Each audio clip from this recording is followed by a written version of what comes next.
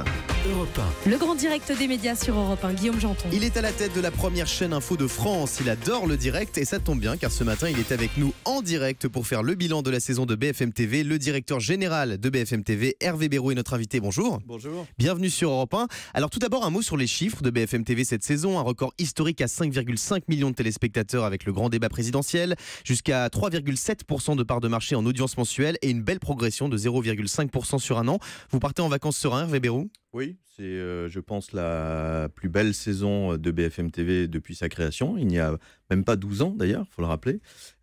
C'est en effet une saison où nous avons battu beaucoup de records. Et puis au-delà des records chiffrés que vous venez de citer, je pense que nous avons été à la hauteur de l'élection présidentielle et des élections primaires, législatives de cette saison. C'était notre ambition numéro 1.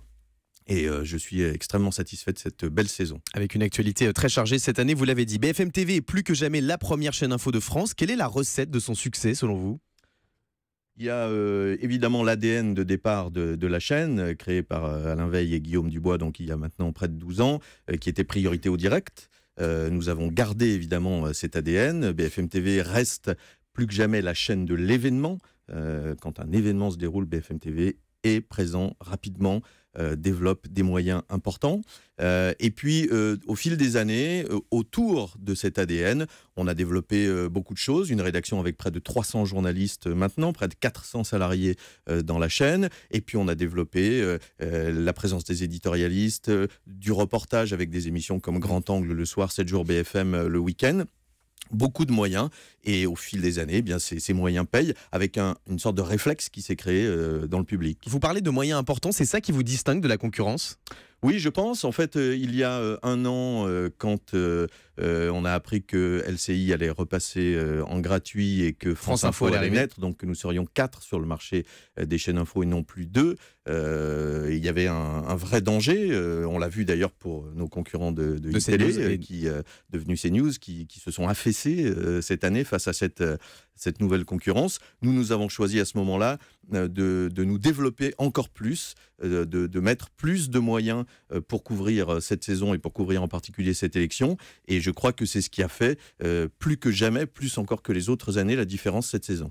On l'a dit, vous faites beaucoup d'audience pour une chaîne info, mais vous créez aussi parfois la polémique sur vos méthodes et la mise en scène parfois de l'actualité. Que répondez-vous à vos détracteurs, Hervé Bérou ? Je ne sais pas, vous me parlez de quoi précisément ? De ce qui est dit en général sur BFM TV, que les infos peuvent peut-être sortir un peu rapidement, non ? Non, ça je ne crois pas. Dites-moi quelle information cette saison est sortie trop rapidement. On a eu cette saison sur la couverture des élections un seul instant où en fait nos éditorialistes en plateau ont pensé que François Bayrou serait candidat à la présidentielle. De fait, il ne l'était pas. Pour le reste, toute la saison politique, comme d'ailleurs les autres domaines de l'antenne, ont été traités avec beaucoup de rigueur. C'est justement le fait d'avoir 300 journalistes qui permet de traiter l'actualité avec cette rigueur-là. Pour le reste, il n'y a pas de mise en scène. L'actualité en direct, c'est un exercice difficile sur un fil, évidemment. C'est très compliqué, mais justement, le fait d'avoir des moyens importants nous permet de canaliser ces informations, de les vérifier, de les recouper et d'éviter autant que possible les erreurs. Hervé Bérou, quels sont les grands chantiers que vous souhaitez lancer pour rester numéro 1 face, on l'a dit, à une concurrence de plus en plus accrue ? Le principal chantier, je dirais, c'est la stabilité. Quand on boucle une saison avec les chiffres qui sont les nôtres et les records que vous avez cités, évidemment, il serait ridicule de vouloir tout bouleverser, d'autant qu'autour de nous, tous nos concurrents, eh bien justement, modifient leur grille en profondeur, changent tout. France Info va changer sa ligne éditoriale, va basculer dans ce qu'on appelle le hard news notamment. Oui, entre autres, c'est d'ailleurs assez étonnant puisqu'il y a moins d'un an, c'était la promesse de la chaîne. La création de la chaîne, on nous a expliqué que s'il y avait en effet une 4e chaîne et une chaîne publique, eh bien c'est parce qu'elle ferait quelque chose de très différent de ce que fait BFM TV. Et aujourd'hui, elle va vous copier. Et évidemment, 9 mois plus tard, la chaîne n'ayant visiblement pas trouvé son public, on nous explique qu'on va faire du breaking news. Bon, parenthèse, pour ce qui nous concerne, ce sera donc évidemment la stabilité, mais la stabilité, ça n'empêche pas la vigilance d'abord, et puis ça n'empêche pas de continuer à se développer. On aura quelques nouveaux rendez-vous et puis on réfléchit à des développements futurs pour BFM TV qui n'a pas l'intention de s'arrêter là, évidemment. Des nouveaux rendez-vous, des nouveaux visages également ? Pas forcément beaucoup de nouveaux visages, si ce n'est Adeline François qui va co-présenter bien sûr la matinale de BFM TV avec Christophe Delay, puisque Pascal de la Tour du Pin a choisi de nous quitter. C'est un coup dur pour vous ce départ de Pascal de la Tour du Pin? Écoutez, Pascal a fait un long chemin et un beau chemin avec BFM TV. Je lui souhaite bonne chance.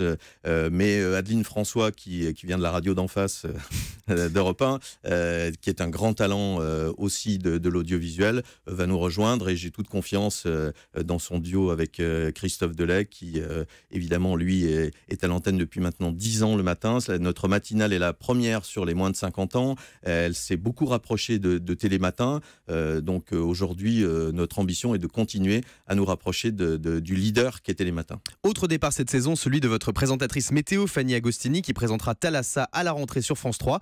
Vous avez essayé de la retenir? Non. Quand Fanny est entrée dans mon bureau en me disant on me propose de présenter Thalassa, je lui ai dit c'est génial. Voilà, c'est génial, vas-y. Fanny présentait la météo chez nous depuis 6 ans, mais c'est une passionnée de climat, c'est une passionnée de la nature. Donc évidemment, pour elle, prendre la tête à 28 ans seulement d'une émission mythique comme Thalassa, c'est un projet qui lui correspond. J'ai trouvé que c'était vraiment quelque chose de formidable pour elle, et je suis très fier que Fanny présente Thalassa à la rentrée. Hervé Bérou, si vous pouviez faire venir n'importe quel journaliste sur BFM TV, vous choisiriez qui? Je ne vous le dirai pas, j'essaierai de le faire discrètement. Vous avez des noms en tête pour la rentrée? Pas pour la rentrée, non. Encore une fois, je vous l'ai dit, le plus important pour nous, c'est de garder nos talents.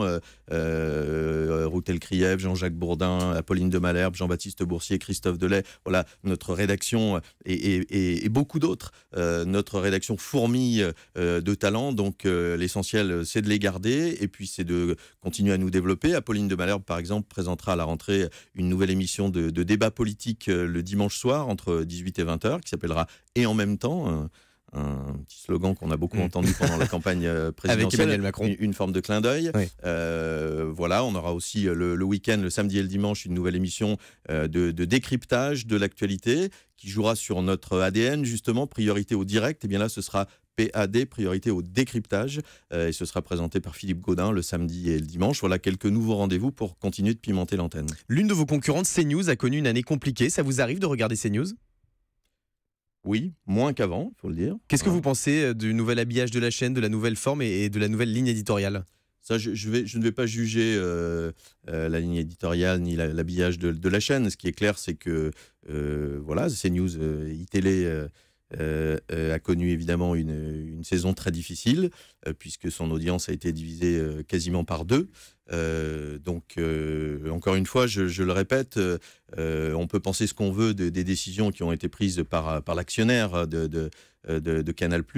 Mais évidemment, la présence de 2 nouvelles chaînes d'information, là où iTélé à l'époque était déjà une chaîne qui peinait à trouver son audience et surtout sa rentabilité, évidemment, cette situation à 4 chaînes a... C'est trop selon vous, 4 chaînes d'infos en France? D'un point de vue du modèle économique, il n'y a pas aujourd'hui la place pour 4 chaînes d'information. C'est clair. Aujourd'hui, je le dis d'autant plus facilement que BFM TV est la seule de ces chaînes aujourd'hui à s'en sortir de ce point de vue-là. Évidemment en audience et en rentabilité. Mais les 3 autres chaînes aujourd'hui perdent de l'argent. Et évidemment, il sera très compliqué pour ces chaînes-là de trouver un modèle économique rentable. Votre chaîne a été rachetée par le groupe Altis, dirigé par Patrick Drahi. Concrètement, ça change quoi pour vous?